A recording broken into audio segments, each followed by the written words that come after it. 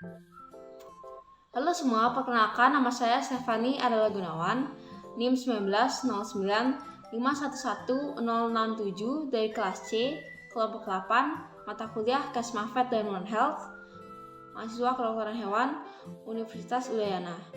Di sini aku akan menjelaskan mengenai mata kuliah Kesmafet dan One Health dengan materi gizi dan pangan menurut pendekatan kesehatan masyarakat.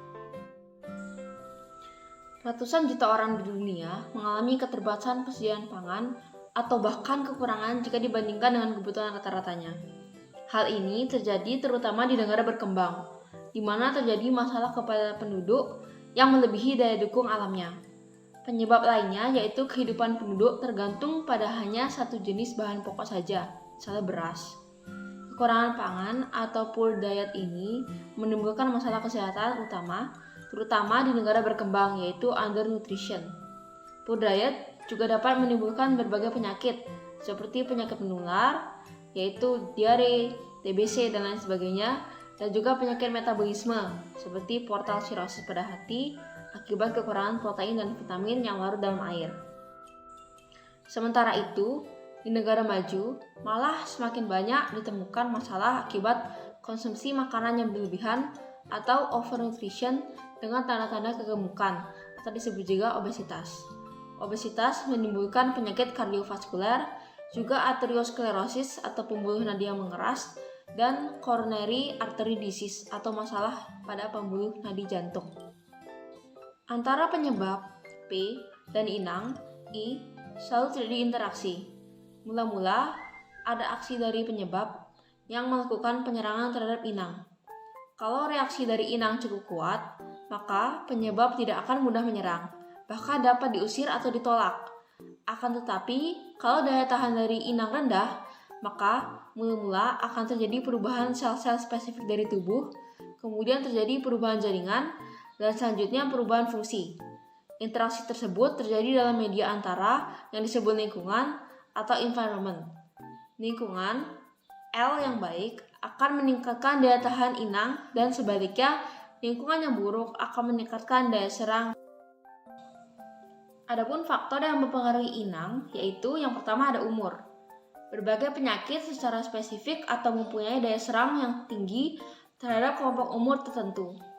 Penyakit kekurangan vitamin A yang dapat berakibat lanjut sampai kebutaan atau keratomalacia menyerang terutama anak-anak atau usia muda. Sementara itu, kelompok usia lanjut biasa menderita penyakit sistem kardiovaskuler. Faktor kedua yaitu jenis kelamin atau seks. Anemia gizi, penyakit kekurangan zat mineral besi, vitamin B12, dan asam folat lebih banyak diderita oleh wanita daripada pria. Hal ini karena secara alamiah, wanita selalu mengeluarkan darah sewaktu menstruasi dan partus. Faktor ketiga yaitu kelompok etnik atau ras. Kelompok etnik atau ras menjadi penyebab keragaman persamaan genetik, misalnya rhesus faktor. Selain itu, kelompok ras juga dapat menentukan tingkat kepekaan atau predisposition terhadap penyakit tertentu. Contohnya adalah penyakit tidak tahan terhadap tingginya asupan laktosa atau lactose intolerant dengan gejala diare apabila minum susu terlalu banyak, yang umumnya diderita oleh kelompok etnik kulit berwarna. Kemudian penyakit radang lambung atau ulcus pepticum banyak diderita oleh masyarakat keturunan Cina karena kebiasaan makannya dalam keadaan panas dan dengan bumbu yang keras. Yang terakhir yaitu jenis pekerjaannya. Banyak penyakit yang diderita oleh orang berkaitan erat dengan jenis pekerjaannya. Misalnya penyakit silikosis yaitu penyakit yang timbul karena tercemarnya paru-paru oleh logam silikon. Banyak diderita oleh peniup gelas di pabrik-pabrik gelas.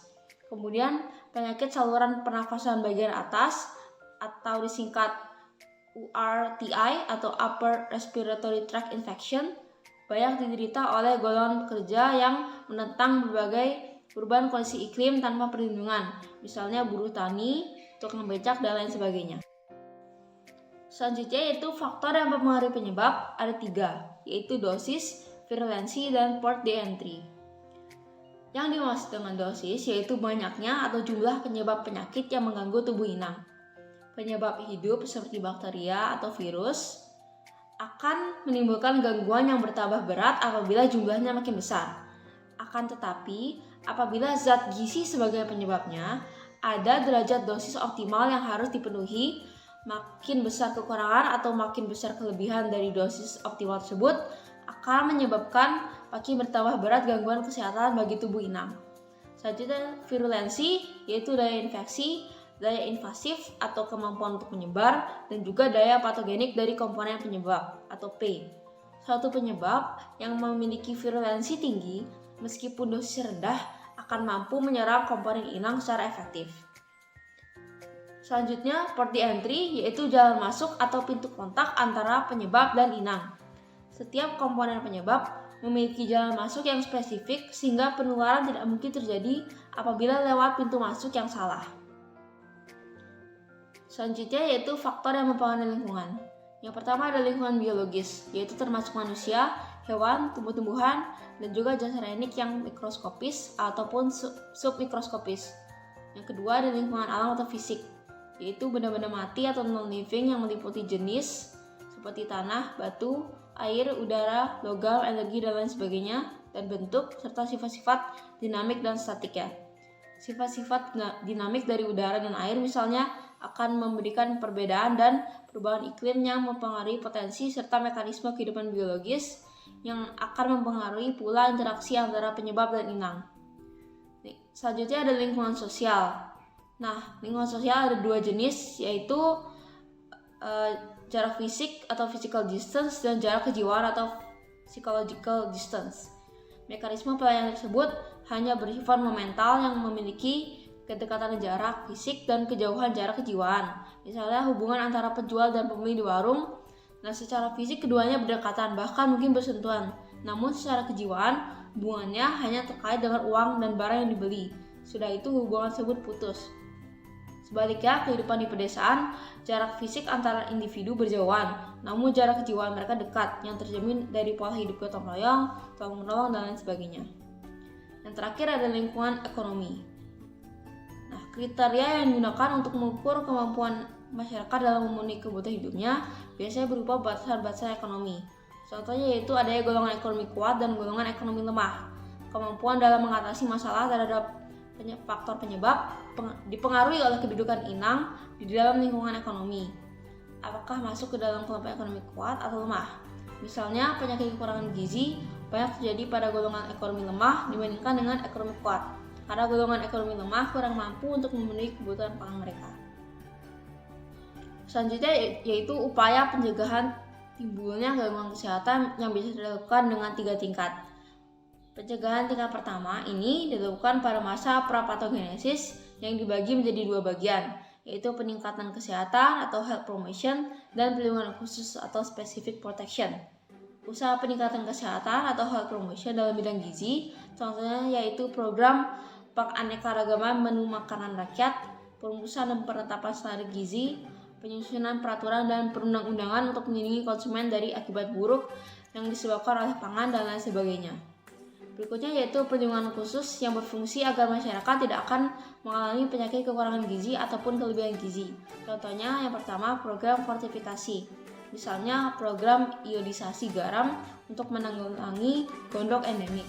Selanjutnya yaitu program perbaikan gizi dengan peningkatan mutu pangan bagi kelompok seperti bayi, anak prasekolah, remaja, wanita hamil dan menyusui, golongan usia lanjut, tenaga kerja, serta penderita kelainan metabolisme tertentu, misalnya diabetes, hipertensi, dan lain sebagainya.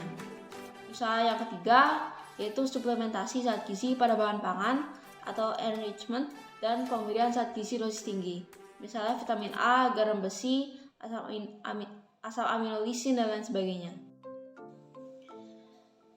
Pencegahan tingkat kedua diberikan pada masa patogenesis, yaitu berupa diagnosis dini atau early diagnosis dan pengobatan secepatnya atau prompt treatment.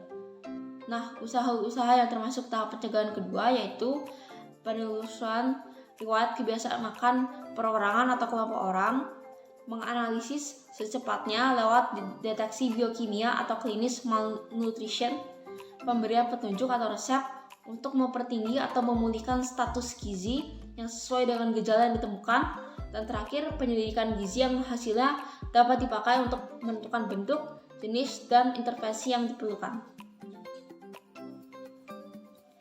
Pencegahan tingkat ketiga diberikan pada masa patogenesis tahap lanjut atau period of late pathogenesis dan masa pasca patogenesis.